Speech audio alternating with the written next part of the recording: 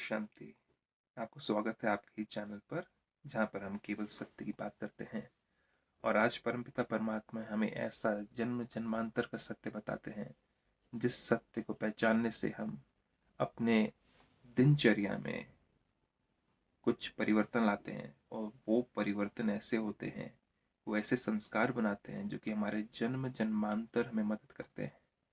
हमारे अंदर की जितनी भी परेशानियां हैं, वो ना ही इस जन्म बल्कि जन्म जन्मांतर के लिए खत्म हो जाती हैं। तो आज परमात्मा हमें क्या बताते हैं, आगे पढ़ते हैं हम आगे। परमात्मा वरदान में कहते हैं, आज 12वें दिन का वरदान। हर कदम फरमान पर चलकर माया को कुर्बान कराने वाले सहज योगी भवा। फरमान, माया को कुर्बान और सहज योगी भवा।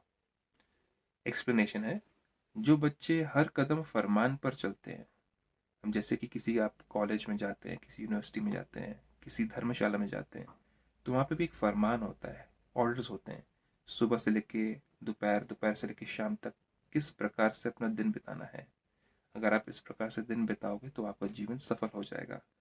तो वैसे ही परमात्मा भी हमें इस मुरली में, इस डिवाइन वर्जन में, इस ज्ञान चर्चा में परमपिता परमात्मा एक टीचर बन करके हमें हर दिन पढ़ाने आते हैं। हम सुबह उठकर मेडिटेशन करके, फिर उसके बाद में मुरली पढ़ के, मतलब डिवाइन वर्जन्स पढ़ करके, उसके बाद में अपना जीवन शुरू करते हैं। ये भी क्या है, एक फरमान है। इस प्रकार से जियो तो आपका जीवन सफल होगा, मन बुद्धि साफ हो जाएगी, है ना। तो परमात्मा कहते हैं, जो बच्चे हर कदम फरमान पर चलते हैं, फर्स्ट कंडीशन, उनके आगे सारी विश्व कुर्बान जाती है। सारी विश्व कुर्बान जाना मतलब कि 5 तत्व और फिर सारी आत्माएं। अब जिसके अंदर क्वालिटीज होती हैं, जिसके अंदर गुण होते हैं ना, जो गुणवान होता है, जिसके अंदर शक्ति, जो शक्तिवान आत्मा होती है, सब आत्माएं उसको महत्व देती हैं। और साथ ही साथ 5 तत्व भी उसको महत्व देते हैं। कैसे? जो परमात्मा से जुड़ी हुई आत्मा है, उसके अंदर परमात्मा के गुण आते हैं, शक्तियां आती हैं, जिससे उसका मन शांत होता है।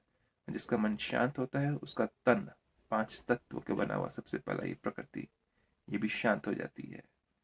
तो ऑटोमेटिकली बीमारियां भी घटनी शुरू होती है और उम्र भी लंबी शुरू होती है। तभी कहते हैं ना, राजयोग से अपना जीवन बनाओ तो आपकी उम्र भी बढ़ती जाए।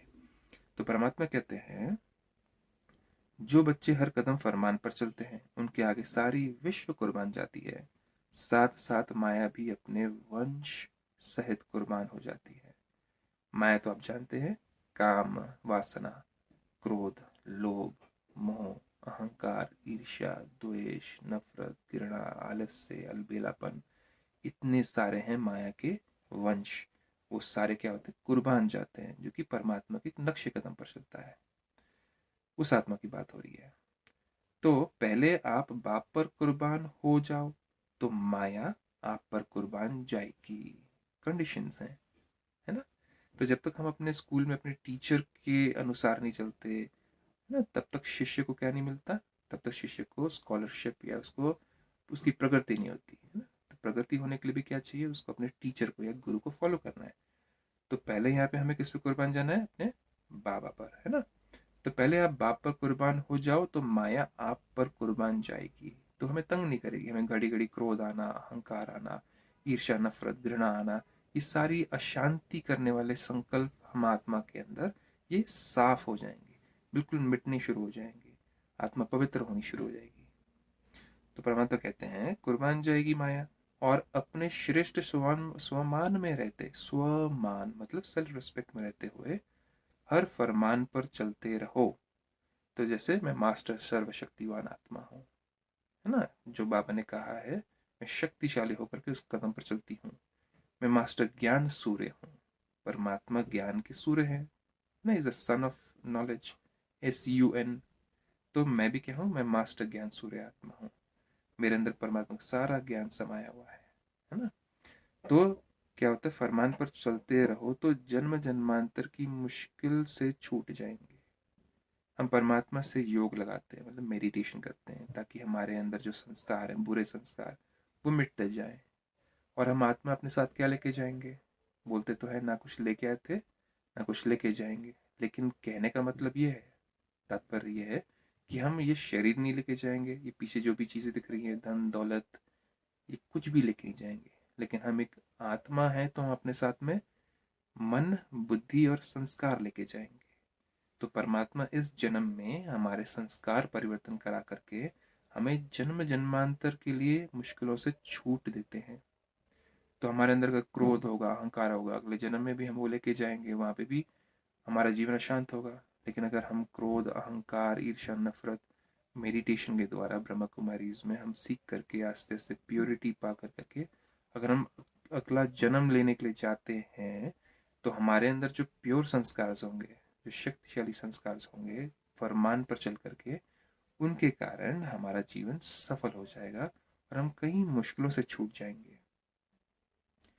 अभी सहज योगी और भविष्य में सहज जीवन होगी। तो फरमान सुना, दिनचर्या अच्छी बनाई, तो परमात्मा की शक्तियां पाई, तो योग भी अच्छा लगा। योग मतलब कि परमात्मा की याद में रहे लंबे समय तक, उसको कहते हैं योग। तो जन्म जन्म जन्मांतर की मुश्किल से छूट जाएंगे उससे। अभी सहज योगी और भविष्य में सहज जीवन होगी।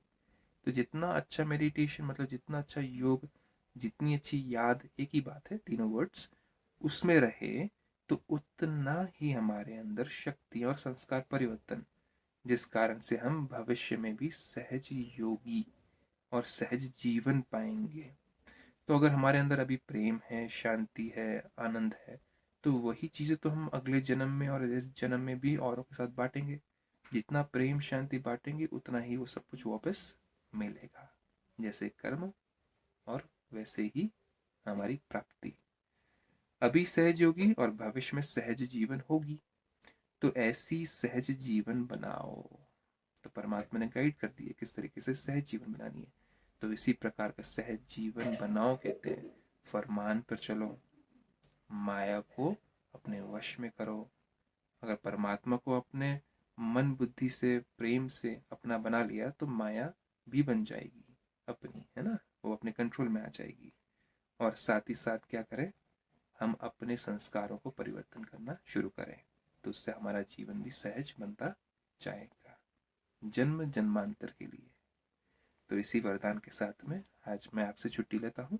कल फिर मिलेंगे 13th डे का वरदान, 13वें दिन का। ओम शांति, आपका दिन शुभ हो।